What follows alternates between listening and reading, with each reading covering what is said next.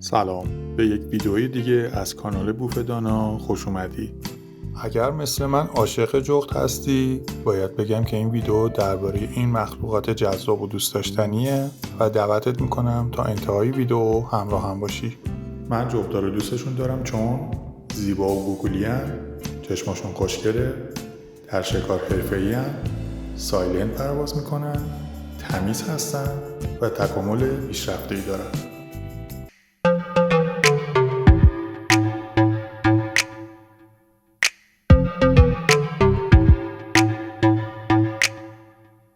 خب باید بگم که بیش از 200 گونه جغد مختلف تو دنیا تا حالا ثبت شده. تو کشور خودمون هم خیلی تنوع زیادی ازش وجود داره.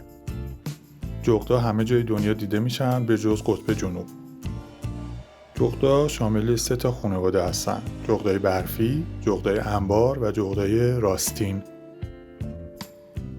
جغدای برفی توی نور روز بیشتر فعالن و شبها استراحت میکنن. 2 گونه دیگه بیشتر شب فعالن و روزها در حال چرت زدن و استراحت. جغدهای انبار گردی صورتشون شبیه قلب هستش. جغدهای راستین صورتشون به شکل گرده. جغدهای انبار قدرت شنواییشون به تنهایی برای شکار کافیه و نیازی به دید برای شکار ندارن. جغدا چشاشون بزرگه. قسمت مردمک و شبکه چشمشون هم بزرگتر از بقیه پرنده هاست و باعث میشه توی نور کم شب هم تقریبا خوب ببینن. رنگ چشماشون بسته به گونه‌های مختلف، سیاه، زرد یا نارنجی و حتی آبی هست. چشماشون برخلاف همه پرنده ها طبق تکامل داروینی به جای 2 طرف کلشون اومده جلوی صورتشون و هم بامزه شدن، همین که برای شکار خیلی دقیق‌تر توی تاریکی میتونن شکارشون رو ردیابی کنن. اینجوری دید سه‌بعدی دارن، درست مثل خود ما و بقیه حیوانای شکارچی که میتونیم عمق سوژه رو هم با دیدن تشخیص بدیم. اونا کره چشمشون نمیچرخه، به جاش کل سرشون میچرخه. گردنشون تکامل پیدا کرده و میتونه از هر طرف تا 270 درجه بچرخه. از بالا و پایین هم 90 درجه میتونن انعطاف داشته باشن. در ضمن اونا قدرت شنوایی خیلی بالایی دارن و فرکانس های پایین رو با گوشهاشون که نامتقارنه و کمی از همدیگه بالا و پایین هست دریافت میکنن. در واقع موقع شکار در شب متکی به صدا هستن تا بینایی. توی مغزشون هم تعداد سلولای واحد شنوایی بیشتر از بقیه پرنده هست. اونقدر به صدا حساس هستن که میتونن صدای راه رفتن یه حشره رو روی چمن بشنون و جاشو پیدا بکنن. حتی راه رفتن یه موجود کوچولو رو زیر لایه برف تو زمستون میشنون و میتونن شکارش کنن. بعضی وقتا برای تشخیص فاصله سوژه گاهی حرکت‌های بامزه‌ای با گردنشون انجام میدن. جغدا توی صورتشون هم پرایی دارن که بهش پوشبر میگن و با صفحه گرد صورتشون هم میتونن امواج صوتی رو دریافت کنن، مثل یک دیش ماهواره. اونا میتونن حالت پرهای صورتشون رو برای بهتر شنیدن کمی تغییر بدن. در واقع یه جور رادار دقیق برای شنیدن و دیدن محیط توی تاریکی هستن.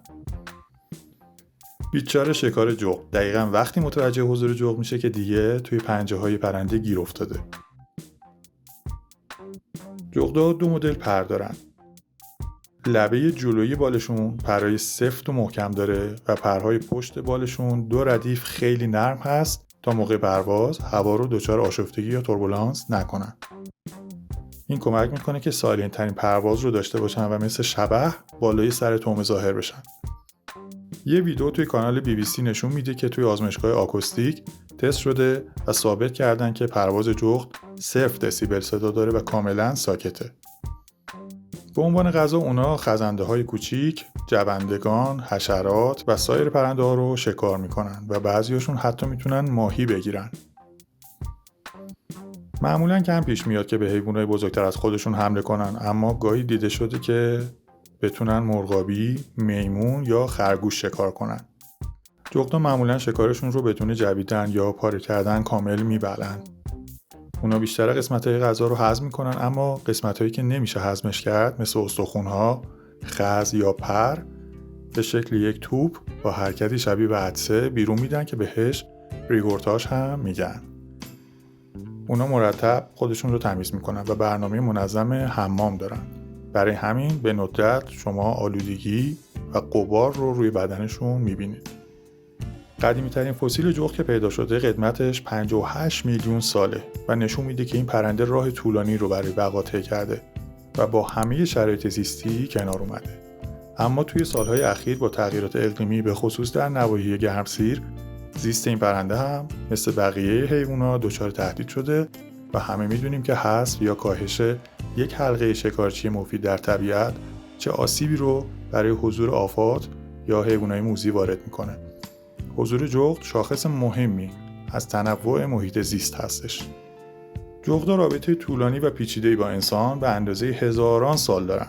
قدیمی‌ترین نقاشی‌هایی کشیده شده تو غارها مربوط به جغدها 15000 سال تا 20000 سال پیش تو فرانسه کشف شده.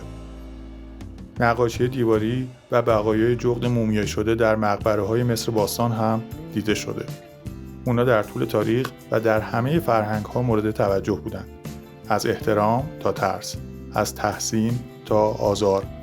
در بعضی فرهنگ‌ها جغدها با حکمت و باهوش هستند، در حالی که تو بعضی فرهنگ‌ها اونا نشونه فریب یا بدی هستند.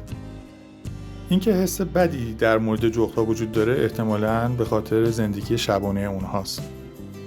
قدیم‌ها شب رو عامل حضور شیاطین می‌دونستند و شب زنده‌داری کار منفوری بوده. افسانه‌های مختلفی بر اساس این موضوع هستن که جغدها بدشانسی یا مرگ میارن. توی آداب و رسوم آفریقایی جغدها رو واسطه شیطان میدونن.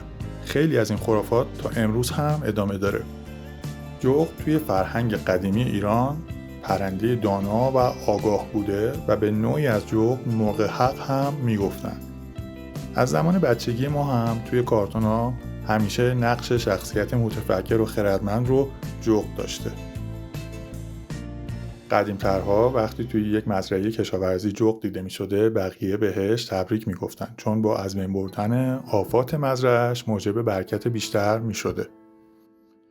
توی چند دهه اخیر خیلی اشکال و وسایل مختلف با طرح جغد از ظرف و جاکلیدی تا وسایل دکوری و لباس به بازار اومده و دوستداران این پرنده هر روز بیشتر و بیشتر میشن. حتی خیلی‌ها به نگهداری این پرنده زیبا تو خونه‌شون رو آوردن و البته که جغدها میونه خوبی با انسان‌ها دارن و زود اهلی میشن. فقط اینم بگم که نگهداریشون کمی دقتی بیشتری میخواد، چون به هر حال ریخت و پاش یک پرنده گوشتخوار بیشتر از سایر پرنده هاست. چند حقیقت جالب درباره جغدها.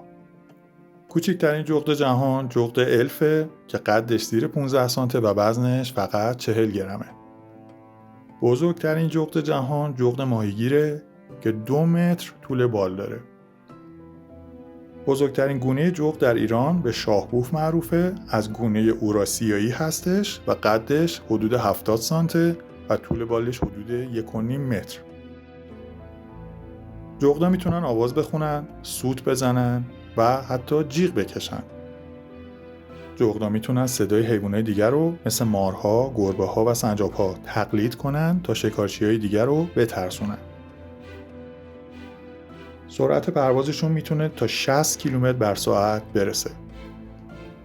جغدا 3 تا پلک دارن. یکی برای پلک زدن عادی، یکی برای خوابیدن و یکی برای تمیز کردن چشماشون. جغدا انفرادی زندگی میکنن، اما وقتی که تشکیل خانواده بدن تا زمانی که جوجه ها بالغ بشن در کنار خانواده میمونن و چند تایی دیده میشن. امیدوارم از این ویدیو درباره جغدا لذت برده باشی و مطلب جدیدی رو یاد گرفته باشی.